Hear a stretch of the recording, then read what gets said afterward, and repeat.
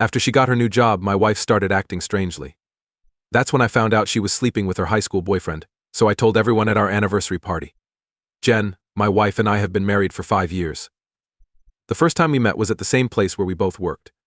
What began as a business contact quickly turned into a deep bond. After dating for 2 years, we chose to get married. Jennifer is, without a doubt, stunningly beautiful. I understand if that sounds too good to be true, but it's the truth. So naturally beautiful, my wife turns heads everywhere she goes. I can't tell you how many times friends and strangers have told me how beautiful she is. Other men have often told me this, as if they're amazed that I get to call her my wife. But to be honest, it's never really worried me. In fact, I'm proud of it. In my opinion, it's not just about how she looks. Jen is pretty on the inside and out. She has a lot of energy and confidence that comes from within. She's also very kind, smart, and driven. I'm thankful every day that we found each other because she's perfect in every way. Also, one of my favorite things about her is that she's just as into exercise as I am. I've always thought it was important to go to the gym and stay fit, so it's great to have a partner who feels the same way. One thing that has made our relationship stronger over the years is that we both love being busy and taking care of our bodies. Fitness is something that keeps us inspired and connected, whether we're working out at the gym, going for a run, or trying out new fitness tasks. It's something I really value about our bond. People may first notice how beautiful Jennifer is, but I know the wonderful lady behind it. Ever since we met, she's been my partner, my best friend, and someone who always makes me want to be my best self. Jennifer and I went through a big change this year. She was given the chance to work at another company. The one that paid a lot and gave her a great chance to advance in her work. I was so proud of her when she first told me about the offer. She has always worked hard and been driven, and this job seemed like the next step in her career. I pushed her to take the job, even though it meant we would no longer work for the same company. I wanted to help her in any way I could because I knew it was a chance she couldn't miss. Jennifer was very excited about her new job from the time she started. Every night she would tell her husband about her coworkers, her boss, and all the fun things that had happened during the day. I loved hearing about what she did. It was clear that she was doing well in her new job, which made me very happy. However, our daily routine had to change because of her new job. Now that her work hours are different from mine, I get home earlier than she does most of the time. I've taken on the duty of making dinner every night. Because of this, which I enjoy. I do something nice for Jennifer every night to wind down after a long day. She cleans the dishes after dinner as a small way for us to share the work around the house. We eat dinner together, talk about our days, and enjoy the food I've made. Even though we both have busy lives, these talks help us stay in touch.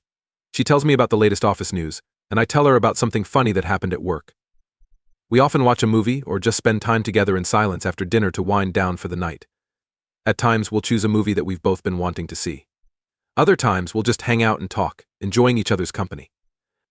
These are the times I value the most, the normal, everyday ones. They make me remember why I love Jennifer so much and how thankful I am to have her in my life. However, after Jennifer had been at her new job for about 2 months, I noticed some changes in her that shocked me. In addition to one big change, there were several small, noticeable changes in how she behaved and looked that made me think something was off. Because I've known Jennifer for a long time, she's always dressed a certain way for work. She always dresses like a worker. Usually she would dress for work in a well-tailored suit or something else suitable. But all of a sudden, things changed. At first, the clothes she wore seemed a little less reserved or more showing than what I was used to seeing her in. She stopped wearing suits and started wearing tops without sleeves and other clothes that showed a little more skin. However, I have never claimed to be an expert on women's fashion, and I always felt that Jennifer had every right to dress in a way that made her feel good. I understand that fashion is personal, and I've never thought it was my place to say something about what she wears. That's why I didn't say anything. I just watched in silence and didn't say anything. At about the same time, I realized that Jennifer was getting up about 2 hours earlier than she used to get ready for work, in fact. Not only did she get up early, but what she did with her extra time also caught my eye. She started to spend a lot more time getting ready for work, putting on makeup carefully and paying close attention to how she looked. Something that really caught my attention was how much she liked red lipstick all of a sudden. Here's the thing, Jennifer has never worn red lipstick in all the years we've been together. Even when she was going to a party or other important event, she always wore more neutral. She used to say that red was never her color. So, it was a little strange to see her suddenly make this brave choice. I couldn't help but wonder what might have caused this change, but I kept my ideas to myself once more. My first thought was that she might be trying out new styles or a new look for her new job. I didn't want to make any snap judgments because people change and grow. When Jennifer started making lunch for 2 people instead of just herself. That really got my attention. Both Jennifer and I really care about what we eat, so to make things easier during the week, I've always made meals for both of us on the weekends. I like doing it, and it makes sure that we always have healthy meals on hand, so we don't have to cook when we're busy at work. I've always carefully tracked our meals to make sure we had enough for the whole week. Then I noticed that our ready-made meals were running out faster than normal. I didn't think much of it at first. I just thought that either both of us were eating a little more, or I made a mistake in my counting. But when I had to cook extra meals in the middle of the week, which shouldn't have happened if I had prepared enough food, I knew something wasn't right. I chose to talk about it with Jennifer one night. I asked her if she was getting hungry lately, or if she was brought extra lunches to work. I worked hard to make it sound as light as possible, not wanting to come off as critical or too worried. I didn't want to make a big deal out of it because it was just food. Jen seemed hesitant at first, which surprised me, but then she told me that she had been packing lunch for a coworker. She said there was someone in her office who didn't like to eat much and skipped meals a lot. Jennifer did not want her coworkers to go hungry because she is a kind and thoughtful person. She began bringing an extra meal to share with them. I could see where she was coming from. Jen wants to help other people, which is just like her, and I respect that. She never said more about this coworker, and I never asked her to. It was fine with me, so I told her it was okay. The next weekend, I made sure to prepare more meals so Jennifer could keep taking lunch for her friend without running out of food at home. Even though these changes were easy to make, I couldn't get rid of the vibe that there was more to it. I knew Jennifer very well, and the changes were too fast and not like her at all. I didn't want it to be a big deal. I didn't want to seem bossy or critical, though. But I couldn't help but wonder what was going on with my wife. The biggest red flag showed up one night when Jennifer and I were having dinner and normally talking about our day. I began to talk about something that had happened at work. A coworker of mine had just found out that his wife had been cheating on him. Being his friend, I couldn't help but feel bad for him after hearing the news.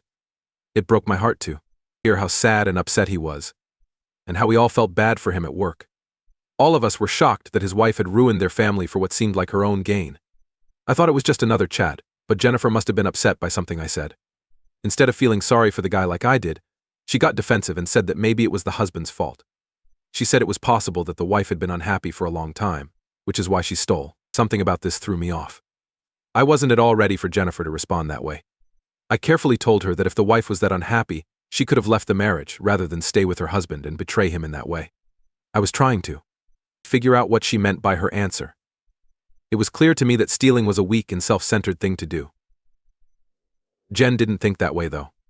She replied that people don't always have the guts to leave because they aren't sure what to do.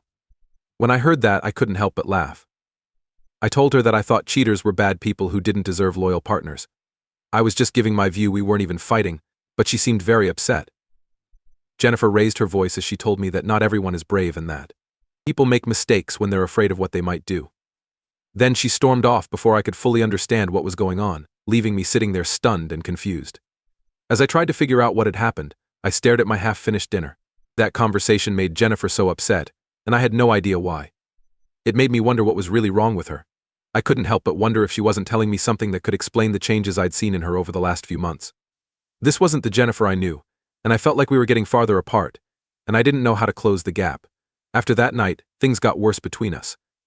It felt like someone turned on a switch, and the link we used to have started to weaken. Jennifer, who had always been a big part of our lives, together began to fade away.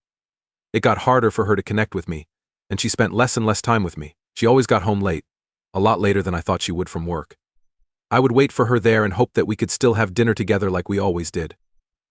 It was clear that her mind was somewhere else when she finally walked through the door. She wasn't interested in talking to me much. The way we talked to each other became forced and awkward. Jennifer was also spending a lot more time on her phone or going to the bathroom for long periods of time. Not being so open about things wasn't like her, and it made me feel even more uneasy. I'm a direct person who has never been the type to play spy or think too much about what they think might be going on. Slowly, it became more and more impossible to ignore the signs that something was wrong. At some point, I just couldn't take it anymore. I had to know what was going on, so I talked to Jennifer about it. I asked her if she was seeing someone else. I tried to stay cool and make sense of it. I didn't want to avoid talking about it or keep my doubts to myself. Jennifer's first response when I asked her was defensive. She said I had no right to call her names for something so horrible, and my question seemed to hurt her deeply. She told me that she wasn't having an affair, but that she was having a hard time at work and was stressed out because of it. She kept telling him that this was just a phase because she was still getting used to her new job and that she would be fine once things settled down. Even though she told me what happened, I still had a feeling there was more to the story. I became more suspicious of her because she was guarded, but I didn't want to push her too far. Even though my gut told me something wasn't right, I chose to keep quiet for now. The next day, Jennifer came up to me and told me she was sorry for how things had been between us. There was no doubt in her mind that she had been ignoring me and our relationship. She promised to do better. At first, I thought she might be telling the truth when she said she was sorry that it was just a rough patch at work and nothing more. Then, one night, everything changed when a close friend called me out of the blue. I wasn't ready for him to ask me where Jennifer was. Being so close to me in this way was a big red flag for me because my friend doesn't like getting involved in other people's lives.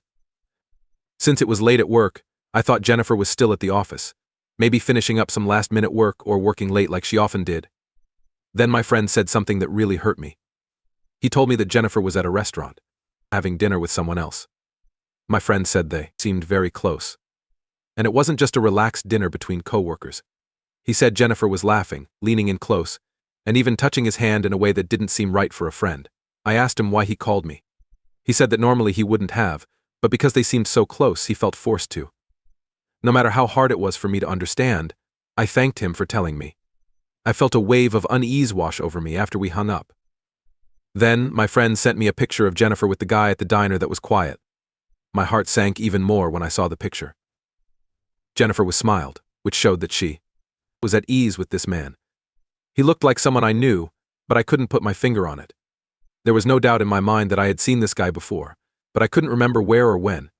When Jennifer finally got home that night, I chose to keep my cool. I asked her if she was still up for dinner with me like we always did. She shook her head and said, I had already eaten at a team dinner with my coworkers without giving it much thought. I asked her in a light, casual tone how many people were at the dinner just to see what she would say. She answered right away and told me that almost all of her friends were there. At that moment, I knew my wife was not telling the truth. She clearly had something to hide, because she wouldn't have been afraid to tell me that she had dinner with the strange man. It seemed like everything was okay, so I didn't say anything. It was important to me to find out what was going on. It was hard for me to believe Jennifer would lie to me about that man. I wanted to know who he was, what he meant to her, and why she was hiding this from me. Jennifer went to bed early that night because she said she was tired from drinking too much at her team dinner. Everything that had happened to me in the last few weeks weighed on me as I watched her sleep. I knew I had to find out the truth. Before taking her phone from the desk, I waited until she was sound asleep and did it carefully. It caught my attention right away that she had changed her password, which was strange because we both always let everyone see our devices and didn't keep any secrets. I knew there was a way for me to get into her phone. Jen is very bad at remembering things, so I was sure she would have picked a simple password that would be easy for her to remember. My heart was racing as I tried to remember the usual ways she would put together birthdays, anniversaries, or even the birthdays of her parents. I thought about the list and tried each one with shaking hands. I prayed that I could figure out the password before the phone shut down. Thankfully, the fourth try worked, and the screen opened. I knew I was doing something wrong, but I didn't see any other option. I had to find out what was going on, even if it meant breaking her privacy. As I read her messages, my heart was rushing because I was afraid of what I might find. It caught my attention that she had been sending several texts to a person named Mark. They often talked and even sent each other selfies. After reading the texts, I found out that he worked at her company too. When I clicked on Mark's contact information to see his personal picture, everything finally made sense. Mark was the guy Jennifer dated in high school. They were high school sweethearts and couldn't be apart until he had to go abroad because his family wanted him to. When Jennifer and I first started dating, she told me about him. She talked about how they had tried to make their long-distance relationship work but had to end it because it was too hard for both of them. Thought that story from her past was long behind us. But now he was back in her life, and the texts made it clear that they were back in touch. As I read their exchange, my hands shook because every word hit me like a knife. Not only were they meeting up like old friends, but the way they talked made it clear that they were going out with someone else. They were too much to handle with how they talked to each other, how they talked about old times, and how they talked about how they felt. He told her every day how beautiful she looked after she sent him a selfie in the morning after getting ready for work. Also, they sent each other some rude texts that almost made me throw up. The worst part was that there were shots of them, with their eyes closed and lips kissing in a hotel bed. It felt like a bad dream came true. The woman I loved and had built my life with was seeing someone else. I was hurt, angry, and sad all at the same time when I understood that everything had changed. Jennifer hadn't just been keeping this from me, she was lying to me right in front of me while she got back together with an old flame. I saved copies of all of our talks and sent them to my phone. Then I erased the proof from her, so she would never know that I had proof that she was cheating. I carefully put her phone back on the nightstand. I had a lot of thoughts going through my head. I wanted to cry, but even after finding out everything, there was still a tiny part of me that hoped Jennifer still cared about me and wasn't really going to leave me for this guy. I didn't want to believe that our years together could be thrown away so quickly. I fought to keep our friendship alive. For us. Because of this, I kept to myself for a few days as I tried to accept the truth about her affair. I loved Jennifer and wanted to see things through, even though I wanted to give up. There was something off about me at this point. I was quiet and far away. I could tell Jennifer noticed. She never asked me about it, though. She only seemed less interested in me now. After about a week, Jennifer told me she was going on a business trip. I told them that this work trip happened to happen on our anniversary, so we were hoping she would say something that would show she still cared about us. A small party with family and friends was what I had in mind for the weekend. It would remind us of the bond we had and the life we had built together. I had been through so much with her, and been there for her through good times and bad. I didn't get how she could so easily leave me for the other guy. Jen said she didn't know our anniversary was coming up, which hurt so much I couldn't even describe it. We thought she wouldn't forget something so important. She said she was sorry she missed it. But when she saw how upset I was, she quickly changed her mind and said she would talk to her boss about trying to get back home the day before our anniversary so we could celebrate it together. I told her about my plan to invite some family and friends, and she agreed right away, telling me it was a great idea. Hearing how she responded made me feel hopeful, so I planned to invite people as planned. I called or texted Jennifer a lot while she was on her work trip, but she never answered. Her being so far away wasn't like her, and each day made me worry more. There was a strong feeling in me that something was very wrong. I turned to social media in a last-ditch effort to figure out what was going on. I didn't know much, but I knew Mark's full name and thought he might have an Instagram account. I was interested in whether he was on this business trip with Jennifer or not. I looked for his profile for a while and then started to watch it. Every click made my heart race. Imagine how shocked and devastated I was. I saw Jennifer in his Instagram stories. He had shared a few clips and photos from the trip.